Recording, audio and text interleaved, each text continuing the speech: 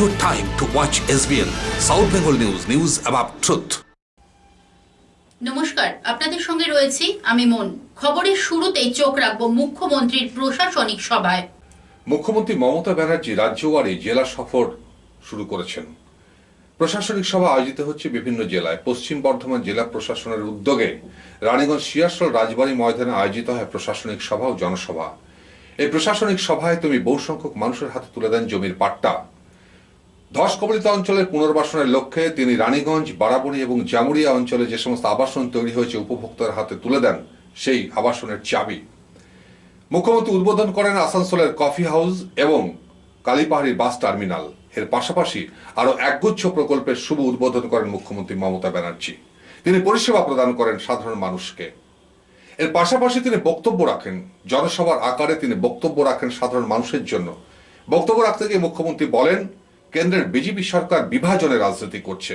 এই বিভাজনের রাজনীতি করে দেশকে শেষ করার চক্রান্ত শুরু করেছে ভারতীয় জনতা পার্টি তথা কেন্দ্রের বিজেপি সরকার। তিনি আরো বলেন যে বিজেপি শুধু ধ্বংসের রাজনীতি করছে, বিজেপি কোনো উন্নয়নমূলক কর্মসূচি গ্রহণ করছে না। কেন্দ্রের সরকার দেউলিয়া হয়ে গেছে, তার পরিবর্তন দরকার। আসানসোল থেকে মলয় রায় রিপোর্ট, SBN। আমরা অন্ডার এয়ারপোর্টটা কবি নজরুল ইসলাম এয়ারপোর্টের নামে আমরা ডিক্লেয়ার করেছিলাম, কিন্তু তারপরে একটা চুক্তি ছিল তখন যে যারা এয়ারপোর্ট তৈরির সময় জমি দিয়েছিলেন ৫,৮২৪টি পরিবার, তাদের আমরা কথা দিয়েছিলাম ৩৩ ডেসিমেলের বেশি জমি যারা দিয়েছেন তাদের জন্য আমরা অন্য জমি দেবো, ল্যান্ড ফর ল্যান্ড। আর যারা ৩৩ ডেসিমেলের কম জমি দিয়েছেন তাদের আর্থিক ক্ষতিপূরণ দেওয়া হবে। আমরা যা বলি সেটা আমরা করি। আজ সরকারের তরফ থেকে এরকম ১,৫২৯টি পরিবারকে তাদের জমির পরিবর্তে অন্য জমি তুলে দেওয়া হলো এবং ২,১৪৩টি পরিবারকে আর্থিক ক্ষতিপূরণ তুলে দেওয়া হলো। এভাবে প্রায় ৩,৭০০ পরিবারের পাশে আমরা দাঁড়াতে পারলাম খুব তাড়াতাড়ি। আরো ২,১৫২টি পরিবারের কাছে আর্থিক ক্ষতিপূরণ তুলে দেওয়া হবে। গত ৯ বছরে এভাবেই আমরা কিন্তু মানুষের পাশে দাঁড়িয়েছি। অর্থাৎ আপনাদের এখানে যে কাজগুলো ধরুন, আজকে সবচেয়ে বড় কাজ রানীগঞ্জে ধসের জায়গাগুলো, সেই জায়গাগুলো আমাদের পুরো মানুষগুলোকে সাহায্য করতে হবে। সুস্থ সংস্কৃতির আঙিনায় সাহিত্য চর্চা ও সৃজনশীল কর্মকাণ্ডকে আরো প্রসারিত করার লক্ষ্যে আসানসোল রবীন্দ্র ভবন চত্বরে পৌর নিগমের উদ্যোগে নির্মিত হয়েছে আসানসোল কফি হাউস। মঙ্গলবার রানীগঞ্জের এক প্রশাসনিক সভা থেকে কফি হাউসের দ্বার উদ্ঘাটন করেন মুখ্যমন্ত্রী মমতা ব্যানার্জি। কফি হাউসে এই সময় ফলক উন্মোচন করেন আসানসোল পৌর নিগম প্রশাসনিক বোর্ডের সদস্য পূর্ণশহী রায়। কফি হাউসের সেই আড্ডাটা আজের নেই। মান্নাদের সেই বিখ্যাত গান, সুখ স্মৃতি, নস্টালজিয়া কাজ করে কফি হাউস নিয়ে। আসানসোলে সুস্থ সংস্কৃতি এবং সৃজনশীল কর্মকাণ্ডের জন্য আসানসোল পৌর নিগমের উদ্যোগে নির্মিত হয়েছে কফি হাউস। মুখ্যমন্ত্রী ভার্চুয়াল ভাবে রিমোট কন্ট্রোলের মধ্য দিয়ে উদ্বোধন করেন এই কফি হাউসের, যেখানে কফি হাউসের ফলক উন্মোচন করতে উপস্থিত ছিলেন আসানসোল পৌর নিগম প্রশাসনিক বোর্ডের সদস্য পূর্ণশশী রায় এবং আইন বিশেষজ্ঞ রবিউল ইসলাম।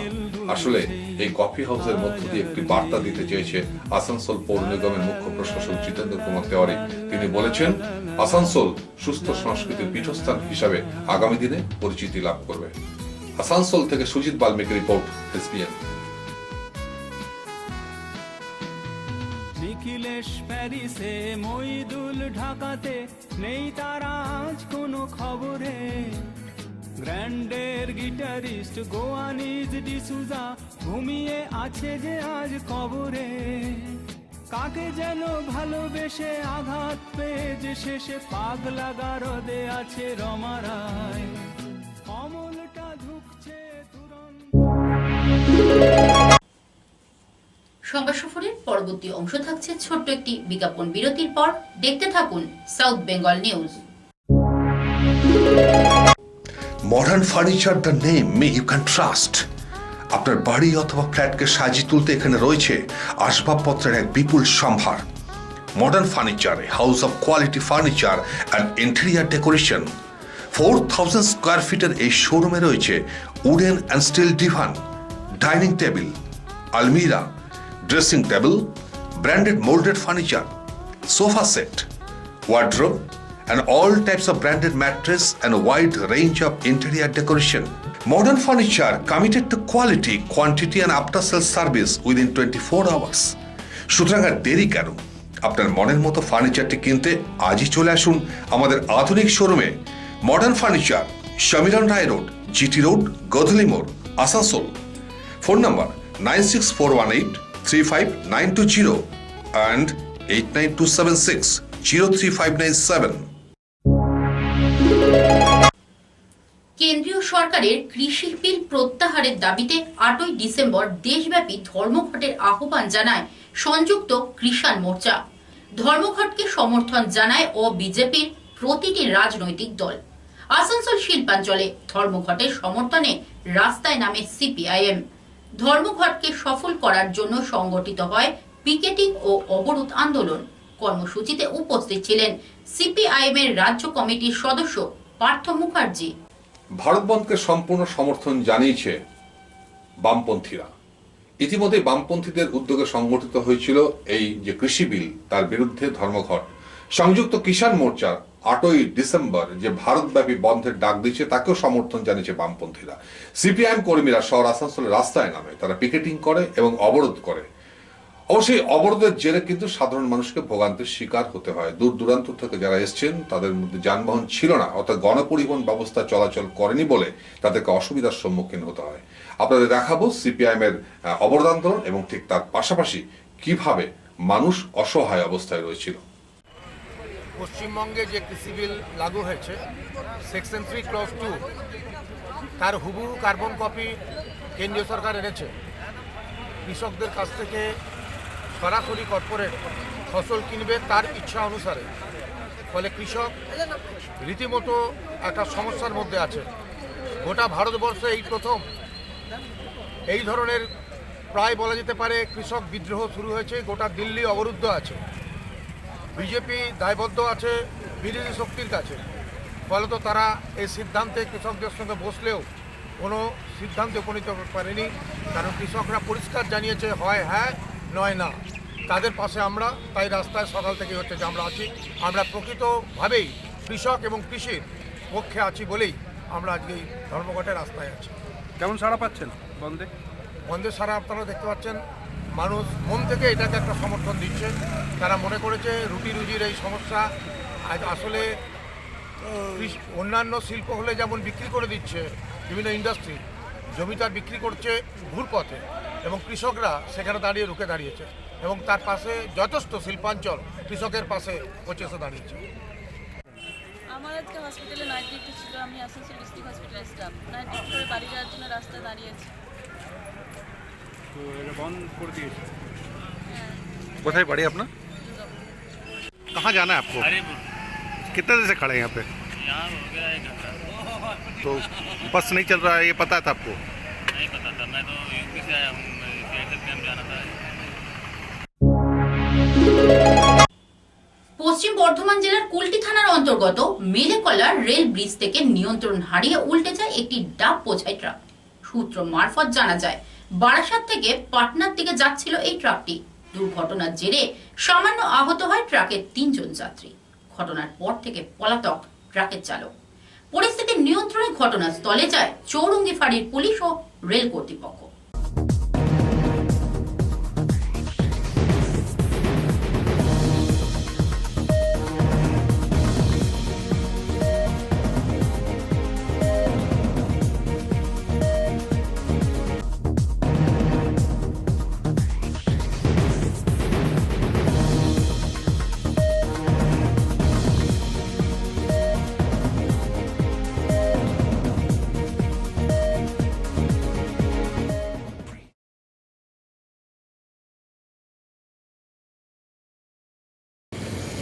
एक ड्राइवर गाड़ी चला के आ रहा था, वो गड्ढे में जो अथी टायर फंसा है, दहना का टायर टूट गया। टूटने के बाद पलट गई। कहाँ से आ रहा था गाड़ी? आ रहे थे इधर 12 सात। कहाँ जा रहा था? जा रहे थे पटना।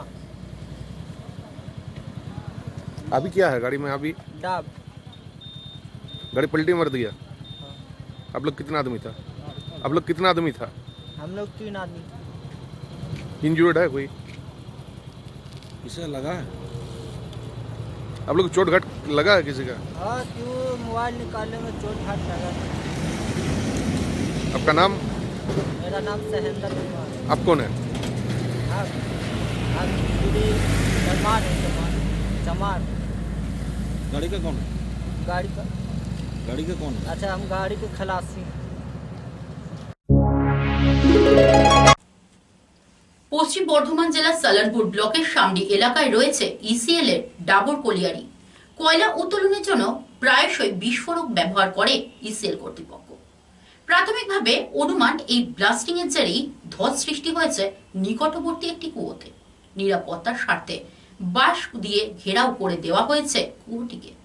অন্যত্র পানীয় জলের ব্যবস্থার পাশাপাশি কুয়োটিকে ভরাট করার সিদ্ধান্ত নেয় ইসিএল কর্তৃপক্ষ।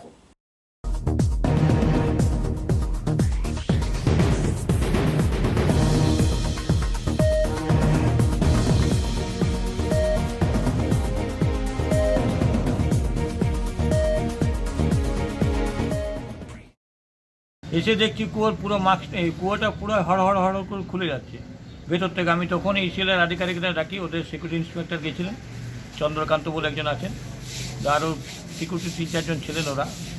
তারপরে ওদের ওই সার্ভে ডিপার্টমেন্টের আছেন একজন আধিকারিক, উনি ছিলেন। আসার পর ওনারা দেখলেন, তৎকালীন আমি পঞ্চায়েত থেকে ব্যবস্থা করি বাঁশ দিয়ে 4 সাইডে ব্যারিকেড করে বেঁধে দিই, এবং ওরা আসার পর ওরা বললো ঠিক আছে আমরা দেখছি, ওদের এক্সপার্ট আসবে। সামনে গ্রামে কিরকম জলের সমস্যা রয়েছে? জলের সমস্যা এরকম সামনে গ্রামে ঠিকই আছে, সমস্যা নেই, কিন্তু ওই কুয়োর জলটা কী হতো অনেক সময় ওই পাড়ার লোকেরা খাওয়ার জন্য ব্যবহার করতো, ঠিক আছে। যার জন্য জল ওই পাড়াতে একটু শর্টেজ এমনি আছে, আমরা যদিও পরিকল্পনা রেখেছি পঞ্চায়েত থেকে। মঙ্গলবার সকাল 10টা পর্যন্ত দেখা যায়নি সূর্যদেবকে। শিল্পাঞ্চল সহ সমগ্র দক্ষিণবঙ্গ ছিল ঘন কুয়াশার চাদরে মোড়া। দৃশ্যমানতা ছিল মাত্র 5 মিটার। অত্যন্ত ঝুঁকি নিয়ে গাড়ি ও মোটর বাইক চালাতে হয় চালকদের। অন্যদিকে প্রকৃতির এই অপরূপ দৃশ্য আনন্দের সাথে প্রত্যক্ষ করে প্রাতঃভ্রমণকারীরা। এখনো পারদ কিন্তু নিচে নামেনি, কিন্তু মঙ্গলবার ভোর রাতে এবং সকালবেলায় শিল্পাঞ্চলবাসী প্রত্যক্ষ করল প্রকৃতির এক অপরূপ দৃশ্য। ঘন কুয়াশার চাদরে মোড়া ছিল শিল্পাঞ্চল সহ দক্ষিণবঙ্গ। দৃশ্যমানতা এতটাই কম ছিল, মাত্র 5 মিটার দূরত্ব সন্তর্পণে গাড়ি চালাতে হয় চালকদের। হেডলাইট জ্বালিয়ে খুব সুরক্ষিতভাবে তাদের যান চলাচল করতে হয়। আসলে এটাই প্রকৃতির উপহার। প্রকৃতি বিভিন্ন সময়ে আমাদের কাছে সেভাবে প্রতিভাত হয় যেখানে আমরা প্রকৃতির রূপ রস অবগাহন করি। শিল্পাঞ্চলে ঘন চাদকের মোড়া এই দৃশ্য কিন্তু অনেকদিন পর দেখা গেল। স্বাভাবিকভাবে প্রাতঃ ভ্রমণকারীরা যারা রয়েছেন তারা প্রত্যক্ষ করেন এই দৃশ্য এবং আনন্দ লাভ করেন। আসানসোল থেকে সুজিত বাল্মীকি রিপোর্ট, এসবিএন।